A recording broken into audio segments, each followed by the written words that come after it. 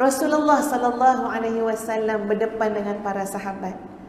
Ya, banyak ada perbualan-perbualan baginda Nabi sallallahu alaihi wasallam sebelum pergi perang dengan sahabat-sahabat.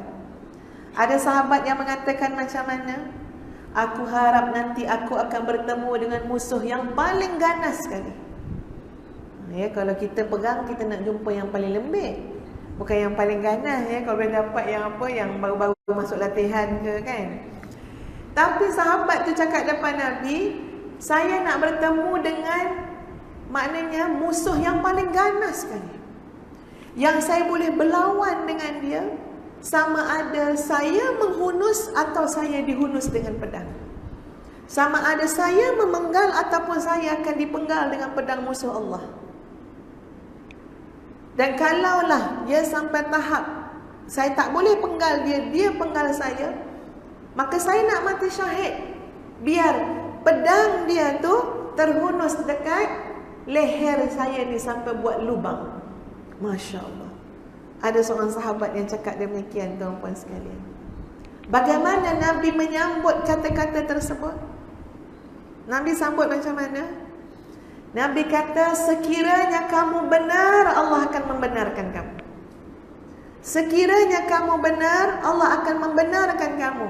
Masya Allah, tuan-puan, bila habis peperangan, dikumpulkan para syuhada, ada sahabat yang menangis juga, yang bersedih melihat sahabat-sahabat lain yang mati syahid. Maknanya sebagai seorang sahabat, rasa kasih sayang kepada sahabat tadi, sehingga Nabi pergi melihat beberapa syuhada. Dan ada orang yang memang Nabi nak lihat. Dan bila Nabi lihat, salah seorang yang gugur syahid adalah yang cakap tadi. Dan Nabi nak tengok leher dia. Dan bila Nabi lihat leher dia, tuan-puan, ada lubang di leher dia. Lubang kesan daripada terhunusnya pedang musuh di leher tersebut. Nabi kata apa? Allah telah membenarkan apa yang telah diungkapkannya dengan benar. Benar. Kita jangan pura-pura. Kita jangan hipokrit. Kita jangan pakai topeng dalam hidup ni terlampau banyak. Sedangkan Allah Maha mengetahui dalam lubuk hati kita yang paling dalam. Ustazah ambil inspirasi daripada kisah-kisah ni juga. Kadang-kadang dengar anak-anak ke siapa-siapa cakap, yelah macam-macam harapan kan. Aku ada anak yang cakap, Umi, insya-Allah ni esok ni nak start puasa Nabi Daud. Ya, jangan kita lekehkan dia kan. Anak-anak belajar-belajar ni macam-macam harapan ni. Jangan lekehkan dia. Kita jawab macam tu, insya-Allah. Kalau abang benar, Allah akan benarkan. Kalau betul datang daripada niat yang benar, usaha yang benar, insya-Allah Allah akan mudahkan. Jadi betapa penting dalam hidup ni, tuan-puan sekalian, nilai menjadi orang yang benar. Jangan pura-pura. Jangan jadi split personality, depan orang lain, belakang orang lain. Ada 5 grup. Dengan grup ni dia jadi lain, dengan grup ni dia jadi lain, dengan grup ni lain pula. Macam-macam lah kita. Habis tu kita ni sebenarnya yang mana? Sebenar-benarnya yang mana?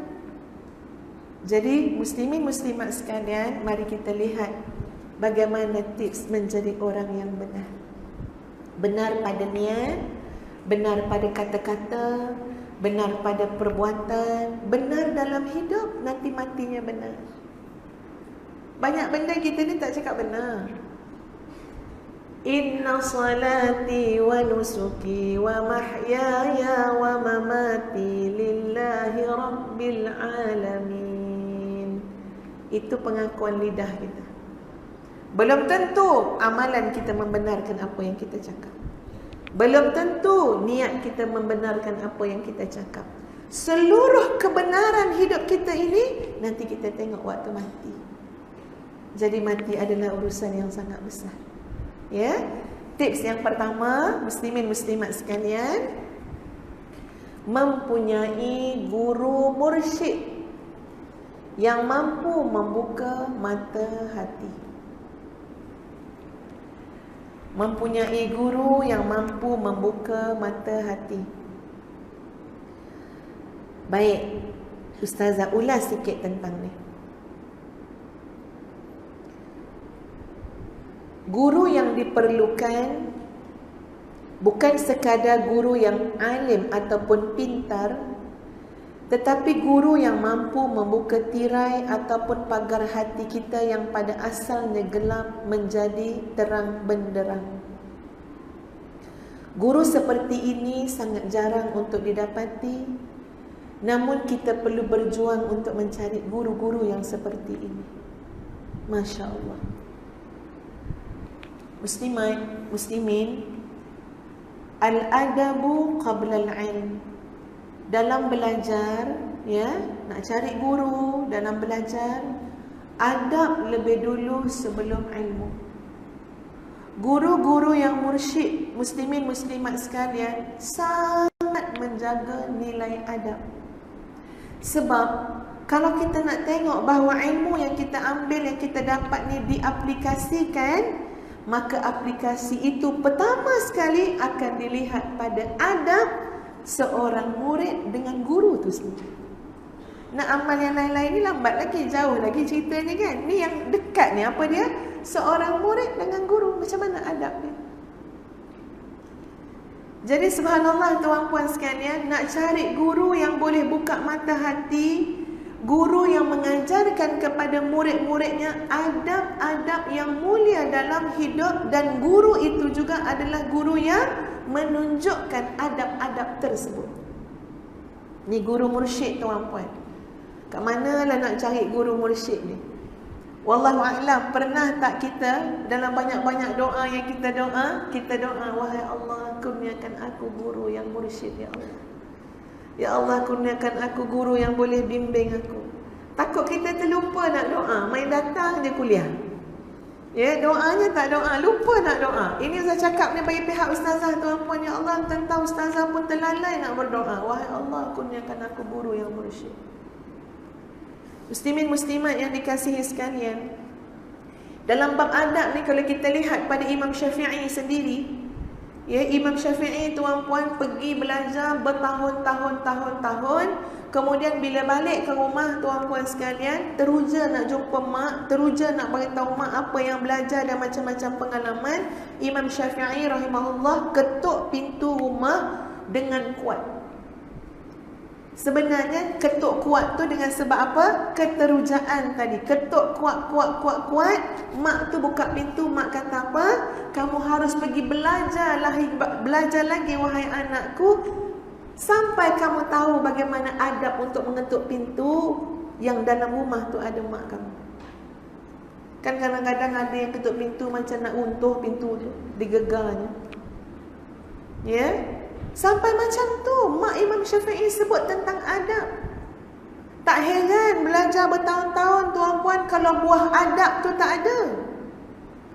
Hari ni ramai orang cerdik, ramai orang ada banyak pengetahuan. Al-maklum lah, semuanya di hujung jari.